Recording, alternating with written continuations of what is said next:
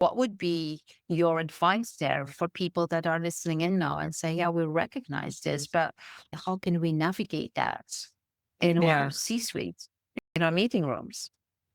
The first thing is that organizations have to be willing to admit that the behavior that is more demonstrative of bulliness or just pure aggression or microaggressions that might be used in the organization is not acceptable.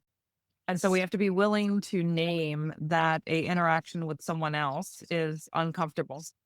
And that uncomfortness can be mitigated or addressed by a one-time conversation, or it might need to be more programmatic, meaning that the C-suite or even starting with the executive, the CEO, and his or her team, or however they identify, ensuring that team has a coach to support them through their strategic planning, through their culture design, through their organizational design.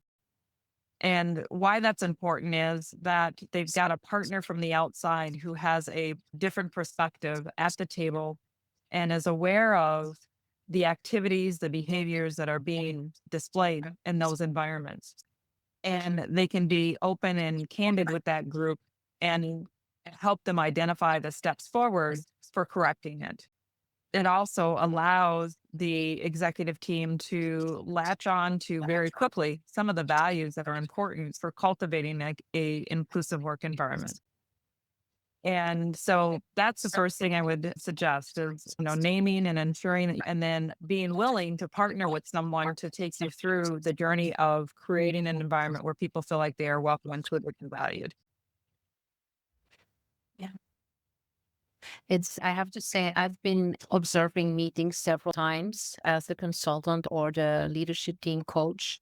And it's amazing how many blind spots there are and how much unawareness there is about what you mentioned, aggression, microaggressions, interrupting, belittling, things like that. People are absolutely not aware of that. And then when you name it, when you bring that to the table, it's amazing. And of course, there we are going back to the emotional intelligence level that people have in order to understand the impact of their behavior and the impact of their conversations and the words they choose and their complete nonverbal behavior, how important that is. What I like, Tonya, is that you basically work at two levels because too many times I hear and I read, especially I'm working mainly with women, like it's your problem, Tonya, is that you basically work at two levels because too many times I hear and I read, especially I'm working mainly with women, like it's your problem, it's your issue, you have to do something about it.